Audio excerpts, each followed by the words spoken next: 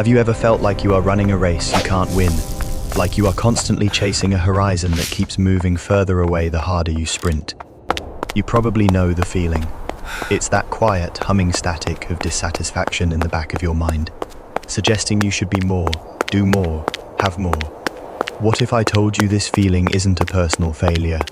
What if it's more like an infection, a psychological virus that has contaminated our entire culture, engineered to spread silently and to keep you perpetually second, guessing your own value, a virus that profits from your doubt? Today, we're not just going to talk about that feeling. We're going to put it under a microscope. We're going to deconstruct the architecture of this global epidemic of inadequacy, trace its origins back through history and into your own brain's ancient wiring. And most importantly, we're going to map out the escape route, because breaking free begins with understanding what exactly has a hold of you. Let's begin with Exhibit A in this epidemic. Meet Eric. If you saw Eric ordering a coffee or waiting for the subway, you wouldn't see anything out of the ordinary. He dresses well, he's articulate and polite. He holds a respectable job in tech, has a solid group of friends, and his Instagram feed looks just like everyone else's. A curated gallery of quiet successes and weekend getaways. By every external metric, Eric is doing just fine. But if you could plug into his internal monologue, you'd hear a different story. You'd hear a relentless, grinding war of attrition being waged against his own sense of self. For Eric, life feels like trying to fill a bucket with a hole in the bottom. Every achievement, every compliment, and every success leaks out almost immediately. Yet every mistake, every piece of criticism, and every perceived failure sticks to him like tar. He can recall with crystal clarity a clumsy comment he made at a party 10 years ago. But the praise his boss gave him last Tuesday, already a faint, distant echo. This private battle began as far back as he can remember. He was never quite the son his parents wanted. They held his high-achieving older brother up as the gold standard, making Eric's own light feel like a shadow. In school, he was the bright kid who, according to his teachers, lacked discipline, a label that taught him that his natural best was inherently flawed. In relationships, he felt a recurring pattern of partners pulling away, confirming a deep-seated fear that there was some essential, unlovable part of him that was fundamentally broken. Eric's story is devastating, not because it's unique, but because it is stunningly, terrifyingly common. His internal suffering is a textbook symptom of that psychological virus I mentioned. Psychologists have a term for it: conditional self-worth. Imagine your value as a human being has a price tag, and that tag gets repriced every single day. Did you get that promotion? Value up. Did you mess up a presentation? Value down. Did you get a lot of likes on a photo? Value up. Did you look in the mirror and dislike what you saw? Value down. When your worth is tied to this volatile stock market of external validation, your performance, your appearance, the approval of others, you don't just experience disappointment when you fall short. You internalize it. You don't just feel that you did something disappointing. You feel that the disappointment. You know this feeling, don't you? It is that voice, the ghost in your own machine, that whispers venomous little lies around the clock. You should be further along by now. You should be stronger, smarter, richer, more charismatic. You should be everything you're not. So, where did this monster come from? Why do so many successful, intelligent, and capable people feel like imposters in their own lives? This isn't an accident. This system wasn't born. It was built. It has been cultivated, almost perfectly engineered by the world we've constructed. Welcome to what we'll call the Great Never Enough Machine. Its assembly line starts the moment you enter the education system. As a child, you are measured, ranked, graded, and relentlessly compared to your peers. The system teaches you a dangerous lesson early on. Your value isn't inherent. It's earned, and it's printed right there on your report card. You learn that approval is conditional. After you graduate, the machine gets an upgrade. Corporate culture plugs you into the next phase. Your worth is now determined by your job title, your salary, your key performance indicators. You are no longer a person, you are a resource, and your value is a number on a performance review. The treadmill doesn't stop, it just gets faster. And then comes the machine's master stroke, the algorithm. Social media and consumer culture form a devastatingly effective feedback loop. Your phone becomes a constant, portable source of comparison. You scroll through an endless highlight reel of everyone else's life, their perfectly filtered vacations, their photogenic relationships, their professional triumphs. You're comparing your real life behind the scenes struggles to their meticulously crafted public victories. And unsurprisingly, you feel like you're losing. Consumer culture then offers the solution. Feeling unattractive? Buy this skincare product. Feeling unsuccessful? Buy this luxury car. Feeling insignificant? Buy this expensive watch. The machine creates the disease and then sells you the placebo. It thrives by convincing you that you are fundamentally lacking and that the cure can be purchased. This isn't just a personal flaw, a simple case of insecurity. It is a calculated psychological operation. To suggest that everyone should just magically develop high self-esteem in this environment is like telling someone to just breathe normally in a room where the oxygen is slowly being removed. You are not weak for feeling this way. You are a human being having a predictable biological and psychological response to an intentionally designed system. Let's just look at the data. Studies show that a shocking 85% of people around the world struggle with some form of low self-worth. Think about that. Take a walk outside. 8 out of every 10 people you pass are wrestling with their own internal version of the not good enough story. This isn't a niche problem. This is a public health crisis masquerading as a personal issue. And here's the twist that makes it so brilliant and so cruel. The never enough machine isn't fighting against your nature. It's exploiting it. It's hacking your own biology. Thousands of years ago, on the savannas of Africa, belonging to a tribe was not a matter of social comfort. It was a matter of life and death. If you were cast out, if you failed to contribute, if you weren't enough for the group, your chances of surviving alone were close to zero. To survive, the human brain developed a hypersensitive social radar. It became hardwired to obsessively track social comparison, rejection, and failure. That ancient software, that deep terror of not measuring up, is still running in your mind today. Modern systems, corporate ladders, social media algorithms, advertising, are simply hijacking this ancient survival mechanism. They press the same evolutionary panic buttons that once warned you about being exiled from the tribe. Only now, they're using that fear to make you work harder, buy more, and stay plugged into a cycle of perpetual striving. Eric didn't know any of the science behind it. He just felt it viscerally every single day. The race he could never win. He'd set a goal, work himself to the bone to achieve it, and the moment he crossed the finish line, instead of celebrating, he would instantly feel the gaping void of what was next. The goalpost didn't just move forward. It teleported to the next county. He believed what the machine had taught him to believe, that if he could just push a little further, achieve one more thing, get one more promotion, he would finally unlock that feeling of being enough. But that day of arrival is a mirage. It never comes. You might recognize this pattern in your own life. Have you ever told yourself, once I lose 15 pounds, then I'll feel confident? But when you lose them, you find yourself obsessing over the next 10, or once I finally get this promotion, then I'll feel successful. But the moment you get it, you are already feeling the anxiety of having to prove yourself in the new role. This is the psychological treadmill effect. You are running with all your might, sweating and exhausted, but your location never changes. You are perpetually stuck one step behind enough. The pain of this is rarely dramatic. It's not loud, it's quiet.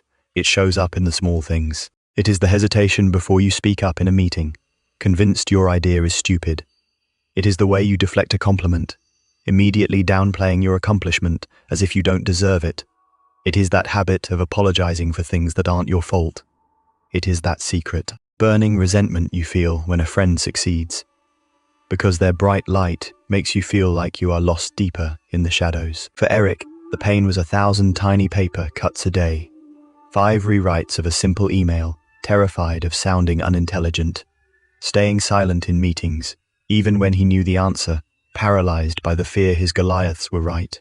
The nightly ritual of scrolling through social media, each post, another small confirmation of his own inadequacy, until a familiar, heavy depression settled in his chest. But here is the single most important truth that Eric and millions of others struggle to grasp.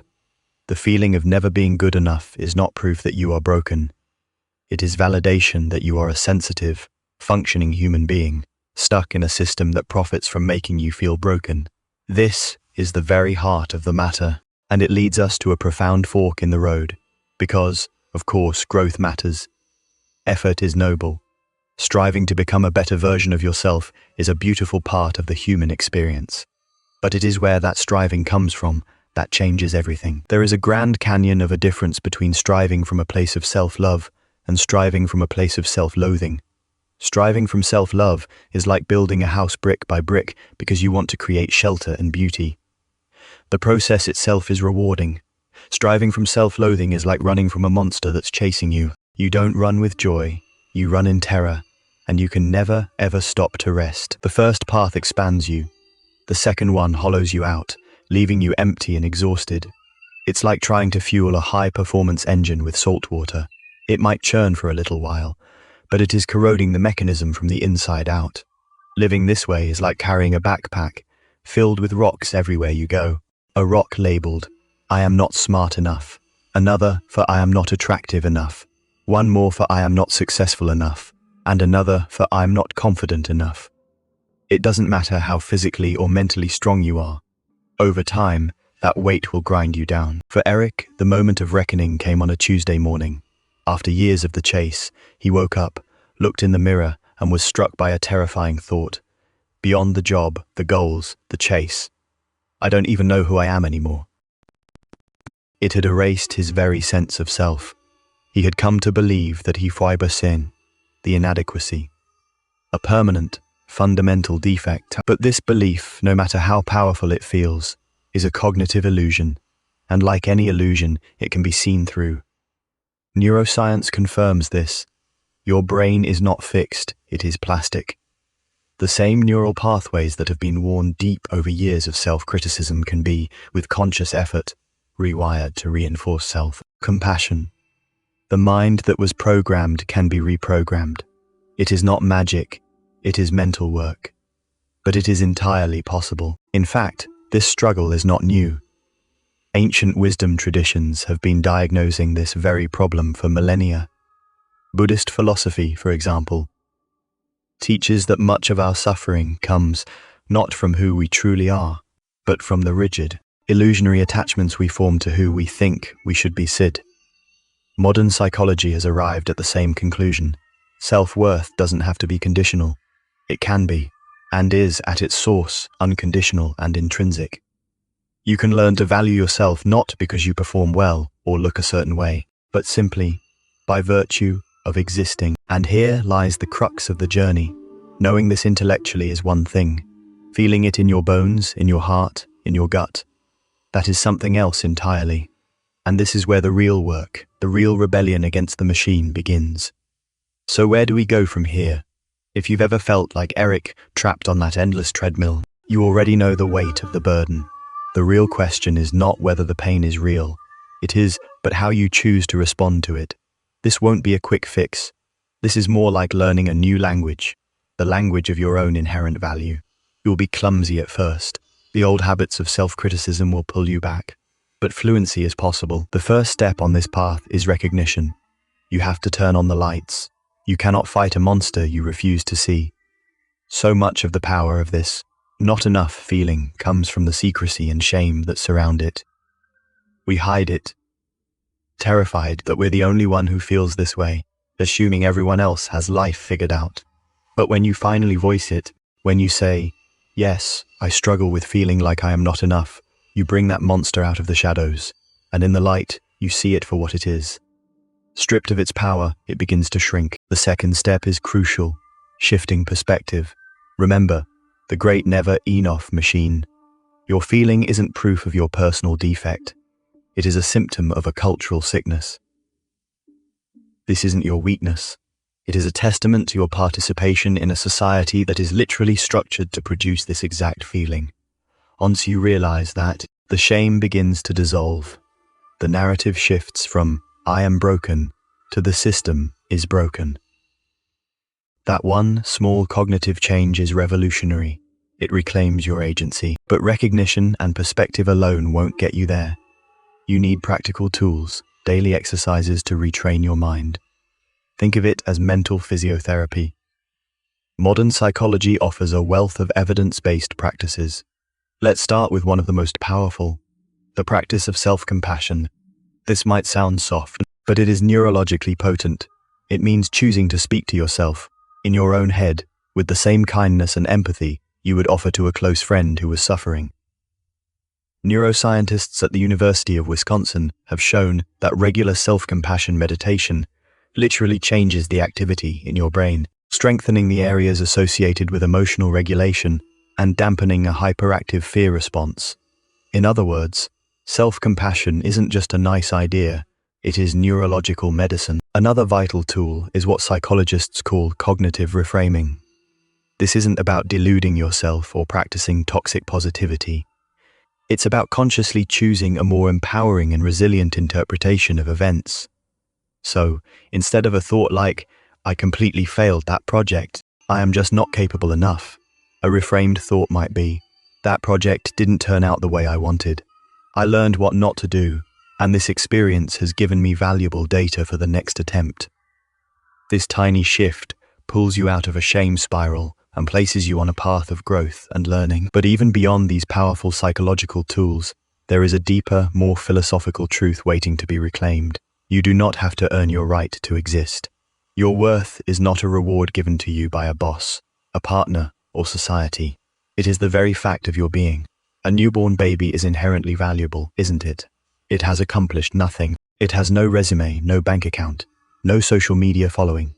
Yet its value is absolute. Why? Because worth is intrinsic, not earned. And that profound truth doesn't disappear as you get older. It just gets buried under a lifetime of social conditioning, expectations, and comparisons. Eric slowly began to unearth this truth. He started a simple journaling practice. Every night, he would write down not what he accomplished that day, but what he simply owned. I listened patiently when a friend needed to talk. I noticed how beautiful the sunset was on my walk home. I was honest, even when it was difficult. Slowly, these became his new anchors of value. The old, loud voice of inadequacy was still there, sometimes screaming, but alongside it, for the first time, a new voice was emerging, a quiet whisper of radical self-acceptance. And this is the final, most profound step, a complete reorientation of your definition of worth. Instead of compulsively chasing external validation, you begin the sacred work of cultivating internal validation. You define enough on your own terms. This doesn't mean becoming complacent or abandoning ambition. You still run the race, but you change the reason why. You strive not out of a desperate need to prove yourself, but out of a deep-seated curiosity to see what you are capable of. You transform the terrified escape into a joyful exploration. This journey is not for the faint of heart. It isn't a weekend workshop. There is no switch to flip. Healing from the pain of never being good enough is less like a sudden miracle and more like tending to a garden. It requires daily ritual. You must show up every day to pull the weeds of self-criticism and to water the seeds of self-compassion. Some days you will forget. Some days the weeds will seem to have grown back overnight. But with consistent practice, slowly but surely, the soil of your mind begins to change. And what sprouts from it becomes more beautiful, more resilient, more you. Let's get ruthlessly practical. If you were to start this journey today, right now, what could you do? Here are 3 brutally simple, yet monumentally powerful, daily practices. 1. The enough list. Every single evening before bed, write down 3 things that made you enough today. They don't have to be massive achievements. I honored my body by going for a walk. I held a boundary with a coworker. I got out of bed even when it felt impossible. This simple exercise retrains your brain's attention, forcing it to look for evidence of your inherent value in being, not just in doing. 2. The comparison fast. Choose one, just one day of the week, and declare it a detox day. No social media, intentionally avoid advertising. Step away from any and all platforms that bombard your nervous system with comparison. Neurologically, you are giving your fight-or-flight system a day off. Studies have repeatedly shown that even these brief breaks from comparison Driven technologies significantly enhance both self-esteem and life satisfaction. 3. The kindness reroute. The very next time you catch your inner critic saying something harsh, like, "I can't believe I am so stupid," you are going to pause. Intercept the thought, and then ask yourself a devastatingly simple question. Would I ever say that to someone I truly love? If the answer is no, then your job is to rephrase the thought into something kinder. That was a mistake, and that is okay. I am learning. This act interrupts the old, toxic neural loop and begins carving a new one. These practices sound almost too simple to work, but their power is in their consistency. This is how you change your mind, one thought at a time. As we step back and look at the bigger picture, it becomes clear that the pain of never being good enough is more than just an individual struggle. It is a symptom of a collective crisis of meaning in the modern world. We have become so fixated on performing life that we have forgotten how to live it. We have confused our net worth with our self-worth. And in doing so, we have traded away the profound depth of human experience for the shallow appearance of success. But imagine another world for a moment. Imagine a world where people operated from an unbreakable core of enoughness. Imagine what that would unlock.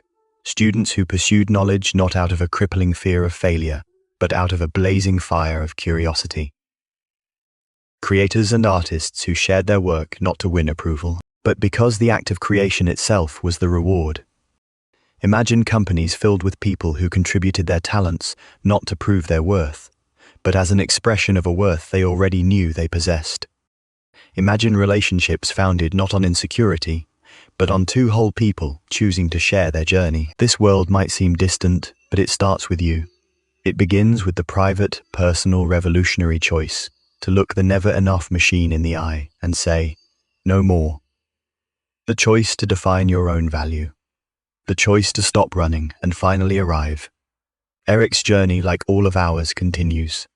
He hasn't completely silenced the critical voice. We may never be able to, but he's learning to relate to it differently. He is learning to see it not as a commander, but as a traumatized passenger who is just along for the ride. He is learning that worth isn't found at the summit of the mountain, but in the texture of each step you take to climb it. He's learning that the ultimate question is not, "Am I good enough yet?" but rather, "Can I allow myself to be enough, right here, right now, exactly as I am?" And perhaps that is the question for you too, because the honest truth is this: there will always be another mountain to climb, another goal to achieve, another person to compare yourself to, another reason to feel inadequate. That game has no ending, but your radical ability to step out of that game, even for a single conscious moment, to take a breath and declare, "I am enough," right now, in this moment, without any further proof or performance. That is where your freedom is buried. So, if you have been crushed under the weight of never feeling good enough, I want you to consider this final thought. Maybe that weight was never yours to carry in the first place. Maybe your worth was never something you had to earn at all. Maybe it was always simply something you needed to remember. And if you can remember that, even for a few seconds each day, the pain will soften, the desperate chase will slow. In all of its messy, imperfect, and breathtaking beauty, will finally start to feel a little more like home. In the end, you are not your resume. You are not your bank account. You are not the number on the scale or the likes on your post. You are not the yardstick that the world tries to measure you with. You are something far deeper, far older, and far more sacred than any of those transient measures could ever hope to capture. You are enough. And you always have been.